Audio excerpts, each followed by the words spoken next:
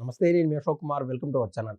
మనతో పాటు ఇవాళ ఆర్థిక, సామాజిక, రాజకీయ విశ్లేషకులైనటువంటి కొత్త రవీంద్రబాబు గారు ఉన్నారు. సార్ నమస్తే సార్. నమస్తే సార్, సమాజంలో డౌట్లు పేరకపోయి ఉన్నాయి. నిజంగా వాస్తవంగా మీరు చెప్పినా కూడా మాకేమైనా మైండ్కి ఎక్కుతుంది లేదా సెకండరీకి నాకున్నటువంటి 2 క్లమ్సీ డౌట్లు అడుగుతాను సార్. మొదటిది, జోగి రమేష్ అనేటువంటి వ్యక్తి, for suppose and sample example size నేను తీస్తున్నాను.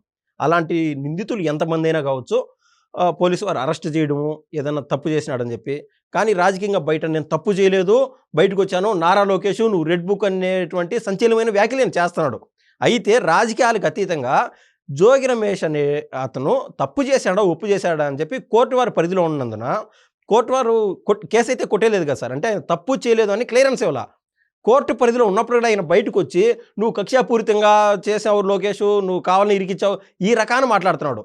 అంటే కోర్టులను కూడా ఈ రాజకీయ పార్టీలు మేనేజ్ చేయగలుగుతాయా? అసలు లీడింగ్ లాయర్ మీ ఆస్పెక్ట్ ఏంటి సార్? అంటే కోర్టులని రాజకీయ పార్టీలు, రాజకీయ నాయకులు మేనేజ్ చేస్తారు అని అనకూడదు. అయితే ఇందులో సబ్జెక్ట్ వైజ్ పార్టీలకి సంబంధం లేకుండా విశ్లేషణ చేసే ప్రయత్నం చేద్దాం. మీరు పర్టికులర్గా జోగి రమేష్ విషయం ప్రస్తావించారు. ఆయన నేరం చేసి జైలుకి వెళ్ళొచ్చి బయట మళ్ళీ ఇంత విస్తృత స్థాయిలో అంటే ఘాటైన విమర్శలు మాట్లాడుతున్నాడు. జైలుకి వెళ్ళొచ్చినాక పరివర్తన లేదు కదా, ఇట్లా మాట్లాడవచ్చునా, ఏం చేస్తుంది ఈ కోర్టు అనేది ప్రధానమైన క్వశ్చన్. ఇప్పుడు ఆయన జైలుకి వెళ్ళిన నేర ఆరోపణ ఏంటి? మొలకల చెరువు లేదా ఇబ్రహీంపట్నంలో కల్తీ మద్యం తయారు చేయించి జనార్దన్ రావు అన్న వ్యక్తి ద్వారా, ఆ తయారీ ద్వారా ఎన్డీఏ ప్రభుత్వాన్ని బ్లేమ్ చేయాలని కుట్టిల రాజకీయ కుట్ర కోణం. తద్వారా జగన్ రెడ్డి గారి కళ్ళల్లో ఆనందం చూడాలి అని. గతంలో అదే చంద్రబాబు నాయుడు గారి ఇంటి మీద దాడి చేస్తే కళ్ళల్లో ఆనందం చూశాడు, ఆయనకి మంత్రి పదవి వచ్చింది. అది వర్కౌట్ అయింది కాబట్టి ఎప్పటికీ అదే బాటలో నడుస్తున్నాడు ఆయన.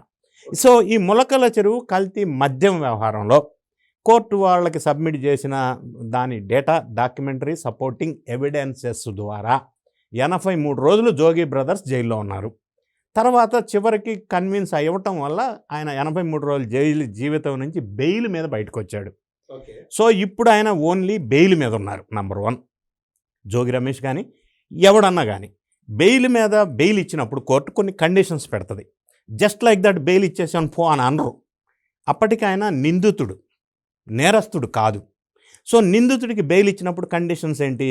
1, ఈ పరిసర ప్రాంతాల నుంచి నువ్వు వెళ్ళొద్దు, వేరే కంట్రీ వెళ్ళొద్దు, వేరే స్టేట్ వెళ్ళొద్దు, వేరే లొకేషన్ వెళ్ళొద్దు.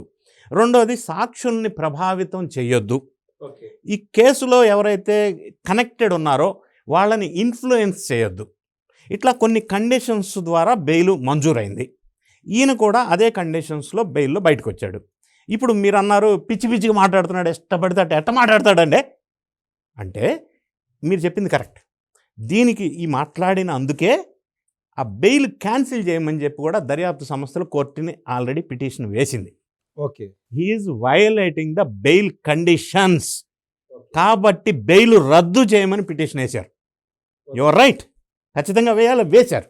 ఇక 2వ అంశం, ఆయన మాట్లాడిన మాటలు ఒక లోకేష్ బాబుని ఉద్దేశించి లేదా ఎవరినన్నా కావచ్చు. అంటే ఆ కేసు వేరే దానిపైన ఇంపాక్ట్ అవుతుంది, ఇంప్లికేట్ అవుతుందని నేను ఏదైతే నేను వ్యక్తిగతంగా బాబు గారినో లోకేష్ గారినో దూషించాను దానిపైన నేను అనట్లేదు సార్. యాక్చువల్ మీరు అన్నట్టు పర్టికులర్గా ములకల చెరువు కేసు విషయం పైన నేను మాట్లాడుతాను. అదే ములకల చెరువు విషయంలో మీరు చెప్పినట్టు బెయిల్ కండిషన్స్ వయలేషనే ఇది.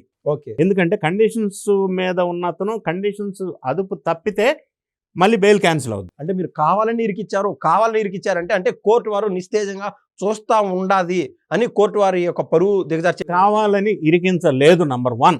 నంబర్ 2, కోర్టు జడ్జిమెంట్ ఇవ్వలేదు. నంబర్ 3, ఇంకా ట్రయల్ స్టార్ట్ అవ్వలేదు. ఇంకా ఇప్పటికీ ఆయన నిందితుడే, నేరారోపణ రుజువు అయ్యేంత వరకు. ఇంకొక అంశం కూడా కనెక్టెడ్ కాబట్టి చెప్తున్నా. బయటకు వచ్చిన తర్వాత ఆయన మాట్లాడాడు కదా, మరి ఎట్లా మాట్లాడతాడు, ఇంత పిచ్చగా విచ్చలవిడిగా, ఎంత ధైర్యం అండి జైలుకి వెళ్ళొచ్చి కూడా అనేది ఒక క్వశ్చను. ఇప్పుడు దీని మీద మళ్ళీ 3 రకాల అభియోగాలు ఉన్నాయి. 1, వాక్ స్వాతంత్రం అని ఆర్టికల్ 19(1) అంటారు. సో అది కూడా కాదు. ఇది వాక్ స్వాతంత్రం ఉందని ఏది పడితే అది మాట్లాడటానికి లేదు. సెక్షన్ 19(1) ఉంది, సెక్షన్ 19(1)లో 2 కూడా ఉంది, సబ్సెక్షన్ ఉంది. అది దాదేం చెప్తుందంటే నీ ఇష్టం వచ్చినట్టు మాట్లాడటానికి లేదు. వాక్ స్వాతంత్రం అంటే ఎదుటి వాళ్ళకు కూడా నివసించే హక్కు ఉంది, దానికి భంగం కలిగించకూడదు. It should not be violation of article 21. కాబట్టి ఇప్పుడు ఇతను ఏమన్నాడు, అతన్ని దూషించాడు నంబర్ 1. రెండోది అంశం ఇందులో కూడా కేసు పెట్టారు కాబట్టి చెప్తున్నా. రెండో ఏం కేసు పెట్టారంటే కులాల మధ్య మతాల మధ్య చిచ్చు పెట్టి, ప్రజల్లో చిచ్చు పెట్టి, శాంతి భద్రతలకి విఘాతం కలిగించి వ్యూహాత్మకంగా వ్యవహరించాడు. ఇది కొద్దిగా పెద్ద కేసు. ఎందుకంటే ఇట్ అట్రాక్ట్స్ సెక్షన్ 196. ఈ మనుషుల మధ్య చిచ్చు పెట్టే వ్యూహం ఉందే, మతాల మధ్య కావచ్చు, కులాల మధ్య కావచ్చు, మనుషుల మధ్య కావచ్చు, ఇటువంటిది కొద్దిగా తీవ్రమైన నేరంగా పరిగణించబడుతుంది. ఇప్పుడు బయటకు వచ్చి మొన్న ఆయన చేసిన ఘనకార్యం ఏదైతే ఉందో అది సెక్షన్ 196 కింద పెట్టారు. అంటే ఎగ్జాక్ట్ ఏ పాయింట్ పైన చెప్తున్నారు సార్ మీరు? అంటే నేను బీసీ పెట్టాను కాబట్టి నన్ను ఈ మాదిరి ఎగ్జాక్ట్ అదే పాయింట్. అంటే నువ్వు మతాల మధ్య కులాల మధ్య చిచ్చు పెట్టే అవసరం ఏంది? నువ్వు ఏ క్యాస్ట్ అయితే, ఏ కులం అయితే మాకు ఎందుకంటే, ప్రజలకు ఎందుకంటే. Thank you. At the same time AP మాజీ ముఖ్యమంత్రి అయినటువంటి జగన్మోహన్ రెడ్డి గారు సైతం కాపు కులంలో నెంబర్ 1 మా అమ్మటి రాంబాబు అన్న కాపు కులస్తుడు అని చెప్పి పోయి అరెస్ట్ చేస్తారా? సో వాట్ అండి? నేను ఒక క్వశ్చన్ చేస్తున్నా. ఈ కులం అనేది లేదా మతం అనేది రిజర్వేషన్స్ కోసం నిర్దేశించబడింది. నీకు ఉద్యోగ ఉపాధి, విద్యా ఉద్యోగ ఉపాధి అవకాశాల్లో, అలాగని నేరస్తుల్లో కూడా రిజర్వేషన్ పెడతారా మీరు? అంటే ఈ పర్టికులర్ రిజర్వేషన్ కేటగిరీ ఉన్నవాళ్ళు నేరస్తుల్లో ఎగ్జామ్టెడా? What is this? ఎక్కడికి వెళ్తుందండి ఆలోచన? అంటే నీ కులం బీసీలో ఉంది కాబట్టి నువ్వు నేరం చేసినా అరెస్ట్ చేయకూడదా? ఇది వాళ్ళకి సపరేట్ ఏమన్నా లా ఉందా, చట్టం ఉందా, యాక్ట్ ఉందా? What is this? అరెస్ట్ చేస్తే బీసీ కాబట్టి అరెస్ట్కి నేరానికి కులానికి సంబంధం ఏంటి? What is this? ఈ ఆలోచన వికృతమైన ఆలోచన. ఇప్పుడు ఈయన మీద 196 కేసు కనుక స్ట్రాంగ్ అని ఎందుకన్నానంటే మినిమం 3 years పడుతుంది imprisonment. In addition to that 353 section కూడా అట్రాక్ట్ అయింది. సో ఇది కేసులు పెట్టారు. ఒకటి జనరల్ పబ్లిక్లో మీరు అన్నారు 3 సంవత్సరాలు కేసు పడుతుంది అంటున్నారు. అమ్మటి రాంబాబు గారి పైన ఒక 2 సంవత్సరాలు కేసు పడుతుంది అంటున్నారు. ఇవన్నీ చూస్తున్నాం. గాలి జనార్దన్ రెడ్డి పైన 7 సంవత్సరాలు కేసు పడింది. అంటే 7 సంవత్సరాలు ఇంప్రిస్మెంట్లో ఉండాలా. ఈ క్రమంలో 7 రోజులు పట్టుమని 7 రోజులు కూడా లేరు జైల్లో, ఆయన బయటకు వచ్చేస్తున్నారు. నా ఛాలెంజ్ సార్, నాకు ధైర్యంగా నేను చెప్తున్నాను, ఎందుకంటే చూసి విసుకొచ్చేసింది. 2 సంవత్సరాలు జైలు శిక్ష అమ్మటి రాంబాబు పైన అన్నారు. తిప్పి కొడితే 20 రోజులు 30 రోజుల పైన బయట ఉంటాడని నేను ఛాలెంజ్ చేస్తున్నా. అంటే ఇక్కడ కేసు టు కేసు ఇది కామన్ పాయింట్ కింద జనరలైజ్ చేసి చెప్పలేము. It depends case to case. Number 1, it depends how strong the case documents.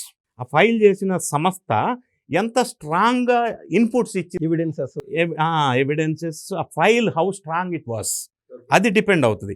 కావాలని కేసు నీరుగార్చడం కోసం నేను ఎక్కువ స్ట్రాంగ్గా ఇన్పుట్స్ ఇవ్వలేదనుకోండి, కోర్టు అదే చూస్తుంది. సో అది కూడా మనం అర్థం చేసుకోవాలి. ఇప్పుడు జోగి రమేష్ మీద ఇంకొక కేసు బుక్ అయింది. అదేంటంటే విధి నిర్వహణలో ఉన్న అధికారుల్ని ఆటంకం కలిగించాడు. మొన్న మాట్లాడిన మాటల్లో 3 రకాల కేసులు బుక్ అయినాయి. విధి నిర్వహణలో ఉన్న అధికారులకి ఆటంకం కలిగించాడని ఇంకొక సెక్షన్ కింద బుక్ అయింది.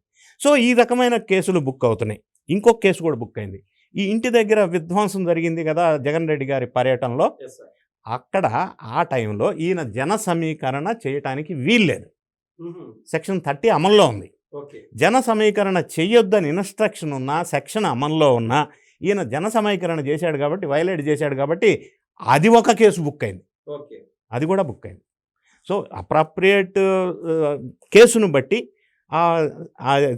తీవ్రతను బట్టి, సెక్షన్ను బట్టి కొంత బెయిల్ ఇవ్వటం లేదా ఇవ్వకపోవటం అనేది ఈ డాక్యుమెంట్ మీద బేస్ అయి ఉంటుంది, ఫైల్ మీద బేస్ అయి ఉంటుంది. ఎమ్మెల్సీ అనంతబాబు అనే అతని స్వయంగా దగ్గర ఉన్నటువంటి కారు డ్రైవర్ సుబ్రహ్మణ్యం, ఆయన్ని చంపేసి బాలింత అయినటువంటి ఆయన సతీమణి కాడికి పోయి అక్కడ వేసి నువ్వు ఎవరికి చెప్పుకుంటావో చెప్పుకోపో అని చెప్పి వాళ్ళ పవర్లో ఉన్నప్పుడు వ్యవహరించినటువంటి శైలి చూసాం. అందువల్లే ఆయన జైల్లో కూడా ఉండొచ్చాడు. అంటే కోర్టు వారు అది నమ్మినారు కాబట్టి.